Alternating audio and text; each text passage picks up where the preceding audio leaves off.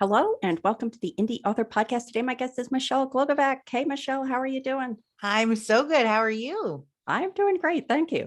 To give our listeners and viewers a little bit of background on you, Michelle Glogovac is the podcast matchmaker, an award-winning publicist and host of the My Simplified Life podcast.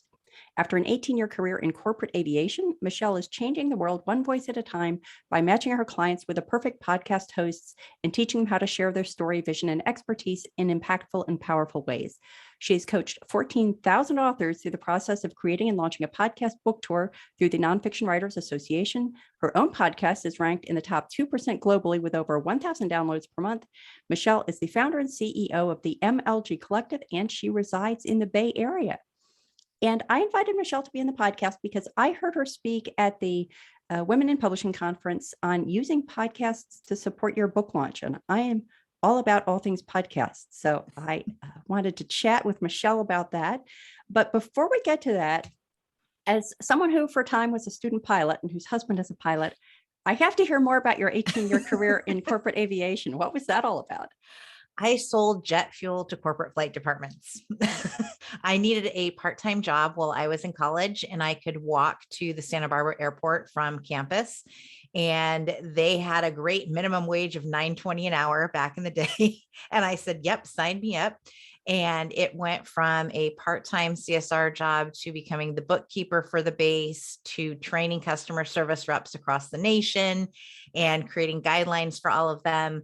And then when I graduated, they gave me a salary and benefits. And I said, yep, I don't have to move back home. I'll take it. And I just stuck in it. I worked for the number one reseller of jet fuel for over a decade, and then worked for the number two one after that. And once my kids were born, I said, okay, that's enough. What can I do where I'm not traveling and feel like I can actually make more of a difference in the world?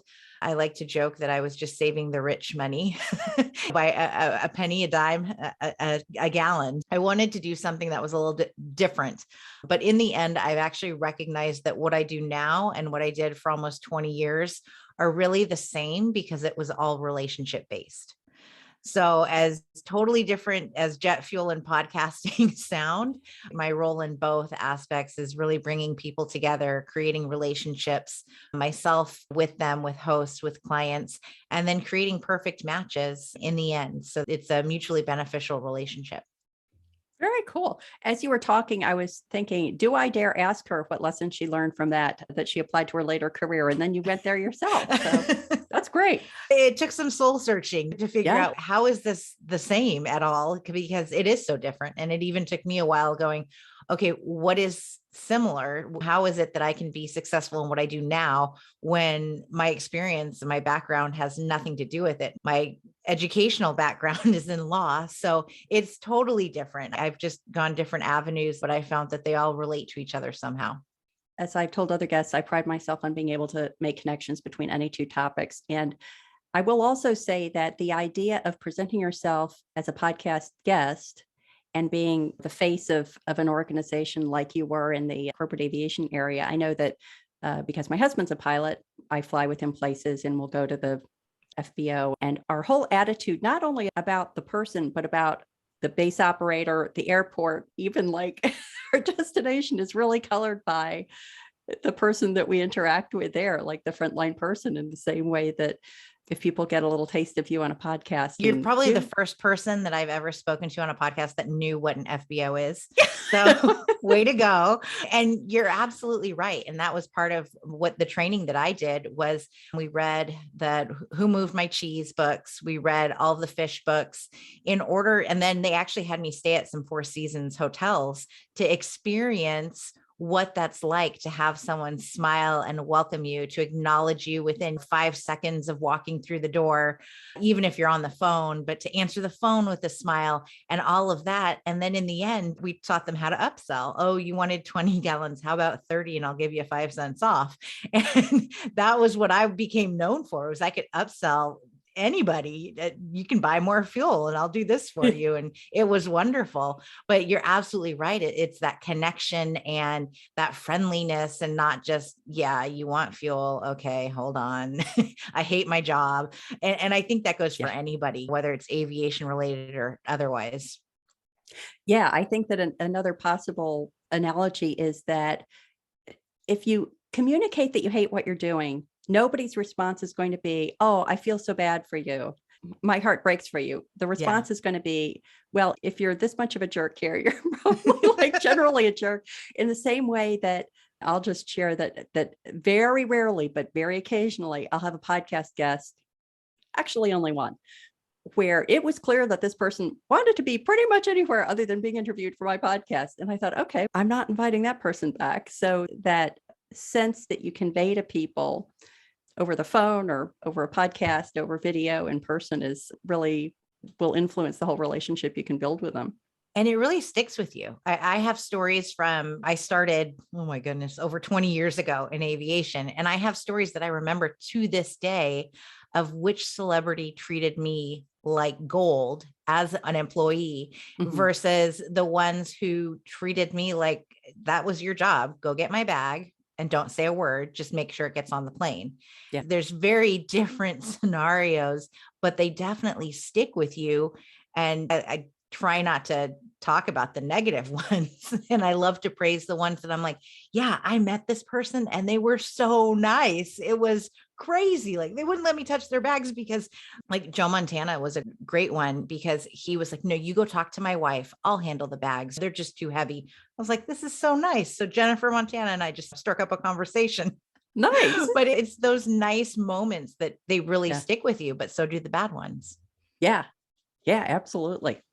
So let's use that as an entree to launching into how can you create more of the good moments and fewer of the bad moments when you want to use a podcast as part of your book launch. And I'm going to start out asking you why podcasts in particular.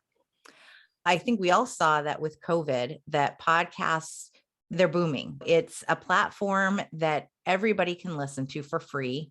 You can reach a wider audience than if you went and you did a single book signing. You can do a lot of interviews from the comfort of your own home, like we are right now, back to back in a day. And that's the beauty of it. You can do these recordings ahead of your launch. You can have them all go live the week of your launch, asking a host to do this. And these are all things that you can't really do in person. So that's what makes it unique. You're reaching audiences that are already warm. They're trusted by the host. And so they're automatically going to have a trust in you because the host has trusted you enough to bring you on to their platform and to speak freely. So I think these are some of the big benefits of why podcasts are so great. They continue to boom. There's over 2 million podcasts that are out there right now. Not all of them are considered active. So active would be a new episode within 30 days. That's roughly around 800,000, which is still a huge number that you can reach out to. I had one client who said to me, do you think that we can find enough podcasts for me in 6 months? Yeah, over 800,000. I'm sure we can find a few. It just takes finding that right one and connecting with them to make it worthwhile for everybody. Do you feel as if podcasts are, in what way are they similar or different from virtual events? Because here we are in April of 2022, and I think that a lot of people are experiencing virtual event burnout because in many cases, that's been the only option for the last couple of years. Are there similarities and differences there between a podcast and a virtual event? I think there definitely are similarities, but the differences is that where a virtual event is something that you usually attend live, or you might be able to get the recording, the podcast is really going to live forever. And it's something that's also accessible on multiple platforms and not just a Zoom recording, or you go to YouTube to find it. You can go wherever you are comfortable listening to it, whether it's Spotify or Amazon or Apple or any of the other platforms, or going directly to the host. So I think that's one of the big differences. And also, I've liked to focus on repurposing the episodes, the interviews that you do. So you can take it and turn it into a blog post, turn it into social media posts, and share that with everybody. And I think that virtual summits and meetings don't have the same effect per se. You don't see people repurposing their virtual gatherings so much as you do on a podcast. We definitely want to get to repurposing. I think I have that as the last topic that I want to hit once you actually have content to repurpose. But one of the first things you talked about was defining your expert topic.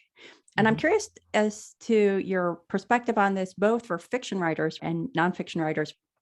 The nonfiction authors, I think it's easier because you're writing about the topic you are an expert on already. So it's really pulling from that and making subtopics within that. Whereas a fiction writer, so I have both clients right now. We have launches within 2 weeks of each other. One's nonfiction, one's fiction.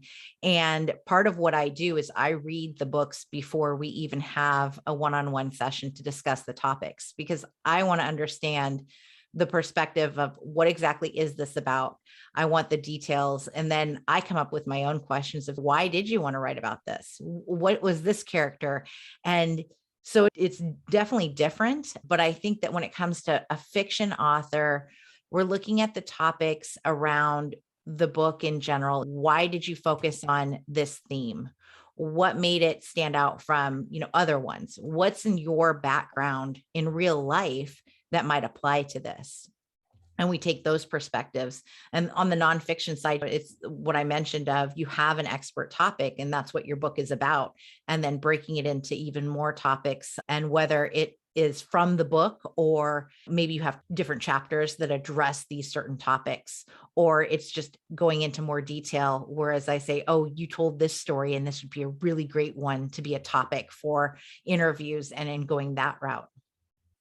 When someone is pitching for a fiction book launch, I think this is one of these things where we ourselves are often the worst ones at identifying what would be interesting to other people for us to talk about. If someone's trying to come up with topics for fiction, what are questions they can ask themselves that will help surface that? Actually, I'm writing my first book, and it's on podcast guesting and how to come up with these topics, because even for myself, it's definitely harder when you're doing it on your own. Whereas with my clients, I can just pick all of these topics, and it's almost like they come out of the sky. And that's my secret sauce of what do you do? How do you do it? And my book coach that I was working with, she's like, this is where you have to sit down and how is it that you do this? I'm like, I don't know. I just do it. Ask yourself, why did you want to write about this theme? What exactly is it that made you talk about this? Do you have a specific belief that goes into this? If you were going to give a TED talk on it, what would that be like? Asking yourself all of these kinds of questions. What is it that interests you that you want to talk about? Because if you don't want to talk about it, it's going to come through just as you're talking about your career. If you hate where you are, then it's going to come through in the interview. And that's the same thing with a topic. So what is it about your book that really lights you up, that makes you excited, that people will also want to hear about? Because if you're excited about it, someone else is going to be excited about it as well. So for one example, I am working with a fiction author where the book is about suspense, and there's a detective and there's a murder, but then there's also a Christianity component and a gay component, and how it all interacts. And it's also going to be, what kind of podcast do you want to get on? And who are you speaking to? So that's another key component in deciding what your topics are, is to decide who is it that you want to target. Who's your ideal reader? Who's your ideal listener? And tackling it from that end too, to say, okay, I want to, for this one, we want to talk to the LGBTQ plus community, but we don't want to talk to Bible-based podcasts per se. So then taking it from that example of, okay, what is it that we want to say to them? What's the message in the book that you want to communicate to that community and that audience, and then going from there. And oftentimes you'll start with scribble notes and coming up with topics, and it might not make sense, but throw the spaghetti on the wall and then come back to it, sleep on it. I think having a fresh set of eyes in the morning, ask other people too. Don't be afraid. Some of the best sessions I have are just one-on-one sessions where I'm not actually pitching the client, but we'll come up together with what is it that you can speak on, and what are some good topics around that.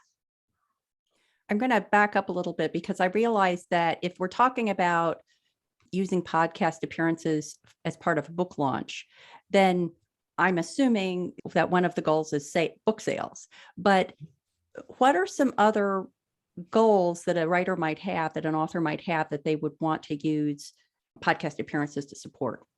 I think just as with anyone else who's getting on podcasts, the thought leadership to be known within your sphere of influence. Yes, to book sales, to other speaking opportunities, because you never know who's listening to a podcast interview. People might reach out that they would like you to write a blog post for them. There might be another host who wants to interview you. So it goes beyond just the one single interview, and it can have that ripple effect just to get the word out there. Maybe you simply want to spread your message, and that's your whole purpose in it, is to be on podcasts to do that. And that is absolutely possible. For some, it might be to grow their email list, whether that's for future book sales or they're creating a course out of their book and they want that community. Or maybe you are building a community in general and you have a group that you want people to join. So there's just a variety of different things that you can do with podcast appearances for your end goal. I always recommend that you have somewhere to send listeners to and to get their email information. So that way you can keep in contact with them. And then you can measure your ROI for what that interview did for you by seeing who is subscribing to get a freebie or your newsletter or something like that. And I'm assuming that you're meeting the goal of expanding your email list by sending people to the destination that you mentioned when, yes, hopefully at the end of the podcast, you get to tell people where to go for more information. Exactly. Yes. And I always say, if you have a freebie that you can give out, do it. I have a plethora of them on my website that I send people towards, because the more information you can give for free, it gets people thinking, oh, what am I going to get if I pay this person to work with me? So always keep that in the back of your mind. That was something I heard Amy Porterfield say years ago on her podcast of, if you're giving away so much great content for free, it'll make people wonder, what am I going to get if I pay this individual? Because they're already giving me such a wealth of knowledge and information, and they're just giving it for free. So it really puts you on a higher pedestal in their eyes. There are two topics that I want to pursue. One is researching podcasts and deciding which ones you want to go for. And then there's also the whole concept of preparing a pitch. So I'm thinking that there are two stages. There's the generic pitch that you put together where you're considering what your goals are and what your topic area of expertise before you get to the point of personalizing it for a particular podcast. Can you talk a little bit about that first generic pitch creation effort? Yes, I call it the skeleton pitch, because you're not going to copy and paste this and put it right in. This is going to be a kind of 2 or 3 sentence mini bio of yourself, your expert topics. And I don't always include every topic that you're an expert on in every email. I select 2 or 3 of the ones that fit that podcast the best. The rest are going to be in your media kit, which are attached. And then I'll put the closing is where you've been featured most recently with links. I'm a big believer that the copy and paste part is that you're going to make sure you include your links, link to your website, link to where you've been featured. It's my biggest pet peeve if somebody sends me an email and I have to do the homework. You want to make it as easy as possible on the host. Put the links in there. Don't say, if you'd like more information or their media kit, just send it. Just do it right off the bat. So that's really the skeleton part of what you're going to do. And then you will personalize it. You're going to research the podcasts. I research on Apple Podcasts. I'll go down the rabbit hole of, if you like this one, here's some others you might like. And I start clicking and going through. I also love using Instagram. I will search hashtags that are relevant to whatever it is. So say you're a mom, you want to talk to their mom, business moms, then the hashtag like mom podcasts, business mom podcasts, working mom podcasts, those all exist. And most podcasters have an Instagram account. So it's a great way to search them, stalk them, look them up, and then listen to an episode or 2. This is how you're going to actually be able to personalize the pitch, is by saying, I listened to this episode with Michelle and I really loved how she said blah, blah, blah. And it related to me. And I do this for my clients, whether I relate it to them or I relate it to myself. Oftentimes I'll say, I really loved this episode because this is what's going on in my life. And so that's how it resonated with me. And that's how you're going to personalize it. The research part, there's so many ways to look it up. Even if you just Google the type of podcast you're looking for, you might find blog posts that give you the top 20 podcasts for this genre. and just start looking at them and researching them. And if you plug those ones into, whether you're listening on Spotify or Apple, plug those in, and then you'll see what other ones come along with it. It's time consuming and simple at the same time, if that makes sense. Yeah. Well, one of the other things you had mentioned was ROI. And at some point, I want to ask you more about the business that you offer people. But let's just assume for the moment that people are doing this themselves. And I've gone through phases, especially if I have a new book coming out, not so much for fiction, but for my nonfiction books, that I will do some research into podcasts that might lend themselves to me describing my new offering. And it is really time consuming, mainly because I don't really like to pitch myself as a guest unless I've listened to an episode of the podcast. And right there, you've limited how many ones you can pitch to if you're applying that rule. On the other hand, you don't want to pitch a podcast, get on there and realize partway through, whoop, I should have listened to this because this isn't quite what I had in mind. How do you advise people who are doing this themselves, how they balance that time investment to do research against what they're hoping to get out of it? Go in knowing that it's going to take time. It is a time suck per se, trying to research the podcast and then listening. And you don't have to listen to it on the regular speed. You can double it up to help you. Those are options when you're listening to a podcast. And look at the descriptions of each episode to see which ones you actually resonate with right away, and then listen to that one. I wouldn't just listen to the most recent one. That oftentimes you're, oh, okay, so you heard last week's, but did you hear 2 months ago? Because that one related even more. So take your time and scroll through some of the descriptions, because that'll definitely make it easier on what you're going to listen to. And then I also take notes. So you might want to do it in different phases. I like to research the podcasts, listen to them, and then I create Trello boards for all of my clients. So every podcast that gets pitched to has its own card within the Trello board. And I make notes of relatable episode. I listened to this one with this guest, and this is just a blurb of what it was about. So that way I don't do it all at one time, because it can get overwhelming. So do it in different steps and stages. And like week 1 for me of the month will be research podcasts. Week 2 will be sending up follow-ups. Week 3 will be to do the initial ones if this is a client that I've already been working with. Otherwise, the follow-ups obviously come later. But that's how I make sure I also keep track of it. But then it just makes it easier to take it in chunks of time versus sitting down and trying to do all of it in one day or 1 week. And I guess timing wise, depending on what your book launch plan is, if you want to make the big splash, then you might want to do all this work in advance in the hopes that you can line up podcasts that will hit the airwaves as close to when your book launch as possible.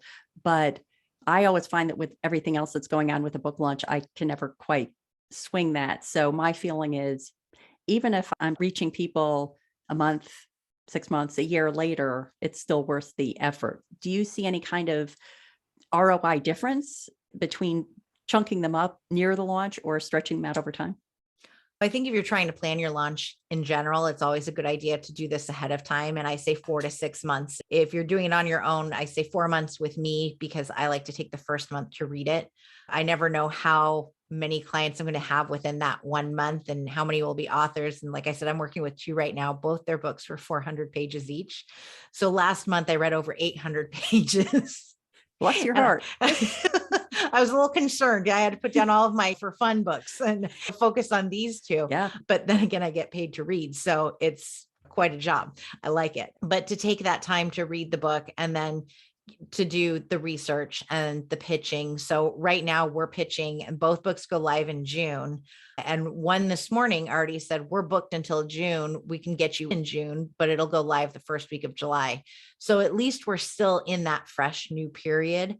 A book sale is a book sale, whether it's at the beginning or it's 6 months or it's 5 years down the road. So I think as long as you can get the interview, it doesn't matter when you're going to do it. Make some time, just as you're setting aside time for different kinds of marketing and for editing and proofing and all of that stuff, set aside 1 hour a week to focus on just podcast pitching and do it that way. Because since every host is different, you don't know if they can record with you next week, or if it's going to be in 3 months, or it could be in 6 months.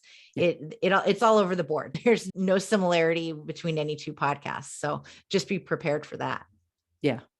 I used to, after I was done talking with a guest and we stopped recording, I would tell them when their episode would go up. And then I stopped doing that because I have about 2 months worth of episodes queued up at any one time or ready to go out. And I sometimes shuffle them around because I like to alternate between craft related topics and business related topics. So I've switched to just saying it's going to be sometime in the next 2 months, but I can't tell you exactly when, unless somebody has a specific date they're aiming for. And then sometimes I can shuffle things around. So if it is near a launch date, I can get as close to that as possible. But yeah, it's a tricky logistical calculus sometimes. It is. Yeah. I miscalculated my own podcast last week and the kids were on spring break and I went, oh, we're just not going to have one go live this week because I have an author going live next week and I already recorded for her. So I'm like, that's fine. We'll skip it. It's the first one in over 50 episodes we skip, but that's fine. So you just never know. We have lives, right? We're not just professional podcast hosts. We have businesses and families and whatnot. So yeah, you just never know.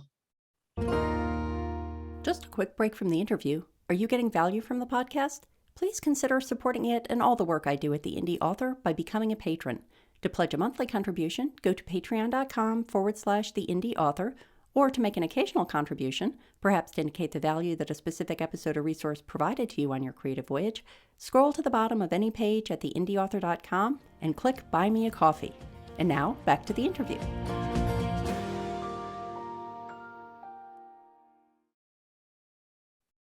I did have another question about deciding who you want to pitch. So I'll give a little background glimpse of people for the Indy Author, that in my ongoing quest to monetize my podcast, which is a challenge, I more or less formally factor in the reach and the activity of a potential guest on the platforms where I'm most active myself, i.e.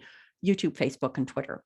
So I don't discount someone who doesn't have a presence on those platforms, but it doesn't hurt if I can see that I could share the podcast episode on Twitter with someone and I can see that they're probably actively going to share it out. That's definitely a plus. But it is difficult. You can go onto any platform and see how active someone is. But the other aspect is how large a reach does that podcaster have for their podcast? Is there any source for information about reach? The one website that I would use is listennotes.com. And that gives you a listener score and the global ranking. And it describes exactly what those two mean. It's based on the downloads. It's based on who's listening, where they're listening. It's also based on the consistency of the podcast host generating new episodes. I'm in the top 2%. Which blows me away. That's globally. And I do average about 1,000 downloads a month, but these are things that aren't public knowledge. And you don't necessarily go in asking a podcast host, hey, what are your downloads? It's taboo. Yeah. It really is. Yeah. Yeah. We don't freely talk about it. And it can fluctuate. There could be a month where I get 700 downloads. And then this month I already have over 3,000. So it can be all over the place, just depending on, like you said, who's sharing what, when they share it. I like to tell my clients that when we go after podcasts, I don't want them to focus on, oh, this has 1,000 downloads and this is who we want to appear on. That's great. But if those people who are listening and leaving those 1,000 reviews could care less about what you have to say, then it's a complete waste of time. You'd rather get on the show that has 4, 5, 10, 20 reviews, isn't getting a ton of downloads, but every single listener wants to hear exactly what you have to say and are interested in it. Yeah. So to me, that's of more importance when it comes to my clients. I'd rather that we get on shows where the target audience is reached versus getting on some massive show where we don't want to be on Joe Rogan. It's not going to make sense. Yes, he's got a ton of listeners, but are those the listeners that my specific clients need to reach and want to reach. And it doesn't make sense in that sense. I think there's so many different factors to look at. And that's why I say, look at the various episodes. Don't just look at one. Read the description of the overall show, listen to the trailer, look at the host and stalk them a bit. Look at their different social media accounts and what are they promoting? What are they really about? What's their background? And knowing all of these things ahead of time will help you know if this is worthy of going after, or if it is going to be a waste of time in that sense. So we referenced earlier about repurposing content. And I think that's another plus, that the number of downloads or listens you get immediately is less important if you're able to repurpose the content over time. So I'm wondering if you can talk about how you go about repurposing content that really belongs to someone else. First of all, how do you pursue getting the right to do that? And then what are the mechanisms you can use to repurpose that content? Well, one of the easiest ways is to ask. You can get downloads of the actual episode, in a lot of cases, directly from whatever platform you're using, or simply ask the host, can I get the download, or do you do a transcript? Because you're going to want that transcript, even whether you're listening to it and you take notes as you would for show notes, or you can download the transcript and read through and look for quotes of yourself. The other thing is that podcast hosts love downloads. So if you ask for an embeddable link for your website, chances are they're going to give you one pretty freely. And that will go right to their downloads. So it counts towards their statistics, which they want. And you can create, a blog post out of it. Say, I was featured on this podcast and we talked about these things, and then include the link so they can listen to it directly from your website, and it's benefiting the podcast host. So it becomes a win-win. Every host wants to be thanked for having their platform be utilized because they're doing it for free. And so to me, the biggest way that you can say thank you is by sharing it as often as you can with as many people as you can. Then take that transcript and the quotes from yourself and make them into social media graphics, make them into a tweet. They promote you as the thought leader, and then you can link back to the podcast show. So again, you're creating more downloads and broadening the audience that's going to listen to it. It's thanking the host. And I have yet to come in contact with the host who says, no, don't share it, please. Yeah. So, yeah, exactly. And I'm realizing, probably should have switched these around, but when we were talking about picking the podcasts that you want to pitch to, I think an obvious one to start with is the podcast that you listen to. yes. If it's a good match. So you don't want to force yourself on somebody. If you're writing cozy mysteries and you love to listen to cooking podcasts, then maybe that's not a good match. But if it's appropriate, then you're the best person to understand what is going to be of interest to that podcast host. And as a listener, you understand what their listeners are looking for. Exactly. And that's why I say to listen to the show before you pitch to it. So you do get that perspective of what are they looking for? What kind of content are they putting out there? Does it even interest you? And that's a great way to find out if you believe it is a match. Yeah, I think that one of the best examples I can think of this is that a while ago, I was on Sasha Black's Rebel Author Podcast, and I listened to her podcast, but I tended to listen to her personal update, and then I skipped through some stuff, and then I would listen to her interview, and then I would skip through some stuff. And what I realized, thank heavens that I didn't skip through everything, because before I went on the podcast, I listened to one all the way through, and I realized at the end of every episode, she asks people to describe some moment when they let loose their inner rebel. And I was like, oh my gosh, if I'd heard that on the spur of the moment, didn't have time to think about it, I think I would have panicked a bit. But I think a lot of podcast hosts have that kind of characteristic thing that they do that they probably expect you to know and be prepared for. One would hope, and I have a funny story on that one, because I had a client who I not only pitched her, but I produced her show. And so I listened to every single episode, and she had an ending conclusion question of, if someone were to play you in a movie, who would it be? That's how she ended every single one. Then she interviewed me. And I swear to you, I was like a deer in the headlights. And I'm like, are you kidding me? You asked this to everybody. I know this. I write their answers down. And here I'm going, I don't know. Did you So ever even say if it- something? I said something, I don't remember what it was, but yeah, I think maybe it was Meg Ryan or Drew Barrymore, somewhere in Nice. between the two. But even if you do listen to it all the time, I think you kind of get sucked into the moment of you're here and you're present. And for me, I totally forgot. And I also think that another experience I had, and I was very thoroughly prepped for this, but I was on the Writing Community Chat Show, I think it's called, and they were having their first ever game show. And I was on the visiting team with Dale Roberts and Keith Wheeler. And they were like, you pretty much have to show up being willing to look like an idiot. And I signed up. I was willing to look like an idiot. But if I hadn't known, if I had just gotten in there and hadn't realized what the shtick was, that could have been a very bad hour. Not only for me, but for everybody else. So let's get really down to brass tacks. The last thing I want to talk about is crafting the pitch email. So is there any kind of formula you can provide to people to help them once they've identified the podcast they want to pitch, how they should go about that, what information they should include? Yeah. So I always open up with, here's what I relate to with your podcast. I like your show. I appreciate your show. And then name a specific episode or two. Who's a guest that's been on? Why is it that you relate to it? And get personal. I think that the best emails, the best pitches are ones that are relatable. Otherwise, copy and paste, it doesn't stand out. And I get my fair share of them for my own show where I literally just stop. If there's no link in it, it gets put away right away. If you don't relate to it, you know the name of my show, but that's it. You don't even know my name. Hey there. No, it's not hey there. I have a name. So please do that bare minimum amount of research and be personal. Share of yourself, just as the host has been sharing of themselves in their episodes. Relate that way. And then say, here's why I think I'd be a great guest, because your audience is going to learn this, and make it about them. This is not about you. Ultimately, we all know that you're pitching yourself because you want to be interviewed, and that's all about you. But we don't want to make it seem like you want it to be about you. We want to educate the audience. We want to share something with them.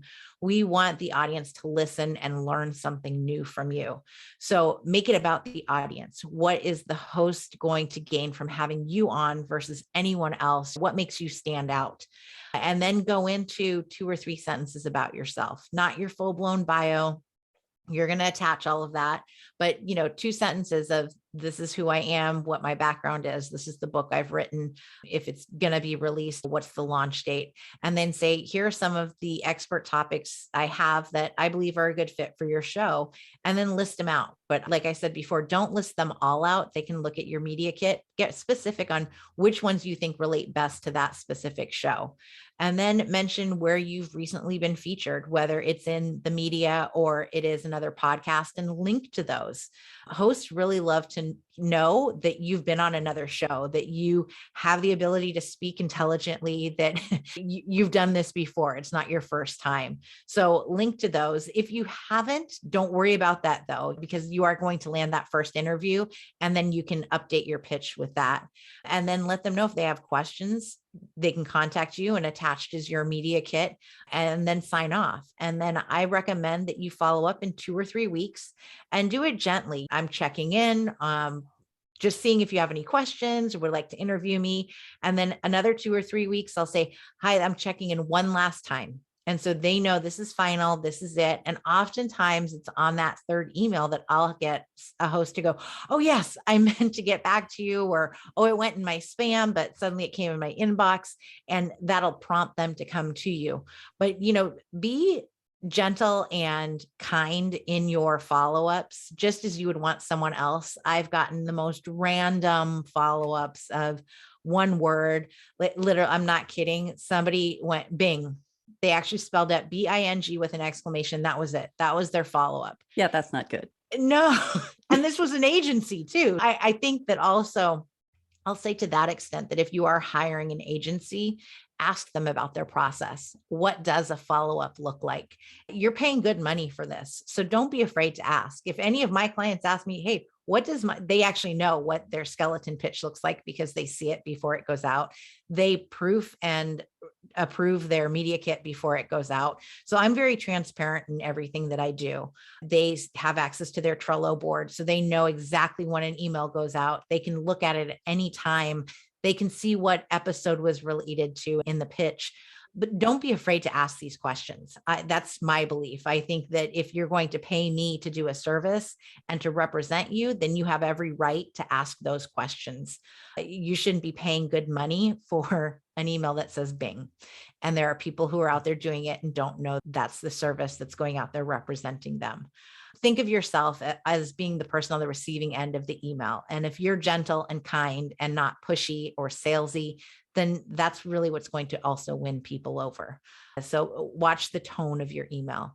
And that's really it. 3 emails max is what I say, and space them out. And I say space them out because we as hosts have other jobs. Like you just said, you're 2 months out with your interviews. So there's no need for you to be looking for a guest to fill tomorrow's slot. You can take your time in your emails, and maybe you've gotten a guest request, but you don't want to read it until you have time because you have all this other work to get through. So That's why I say, don't be pushy. This isn't pitching to the media where you need to be on tonight's 6:00 news. It's not the same. That's now, time is of the essence. Whereas a podcast, it's much more relaxed and give it a few weeks in between.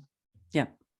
I think that the other thing that I'll throw out there, and I'll be curious for your thoughts on this, is that as someone who's starting to be pitched by agencies for guests to be on the Indy Author Podcast, the 2 things that I want to ask them are, does your client know you're pitching me? Because what I don't want to have happen is that an overenthusiastic agency pitches their client to me, the client and I get on the interview together, and it's clear that there's a disconnect, or for whatever reason, they're in a different kind of area. So a good example is I often get pitched by agencies for authors who have written a fiction book and they want to go on a podcast and talk about their fiction book.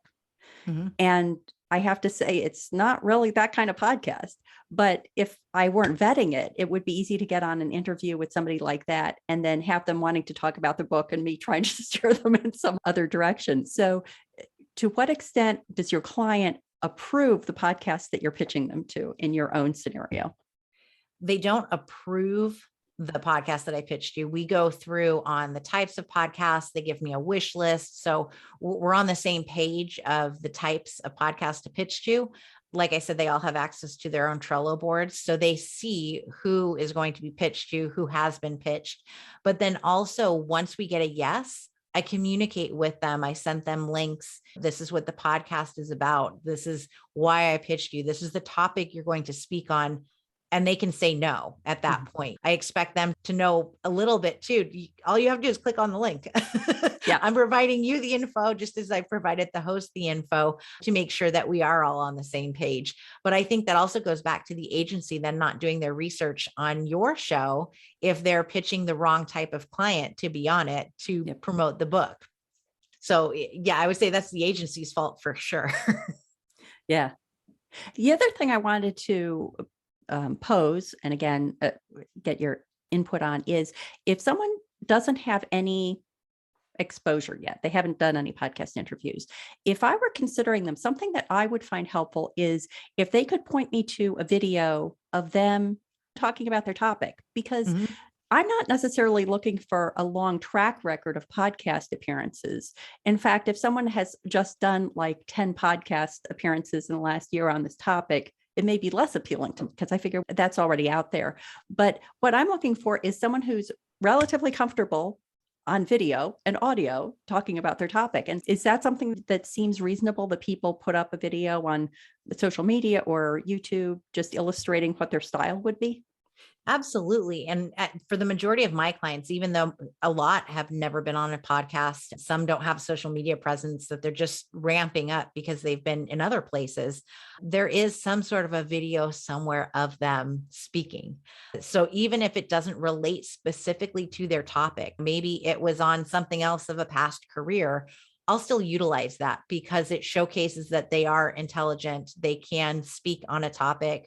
They can carry on a conversation. So yes, I definitely say, just give me wherever you've been featured and we'll work with it. And then I constantly am updating. Every time we get a new interview that goes live, everything gets updated, the media kit, the pitch.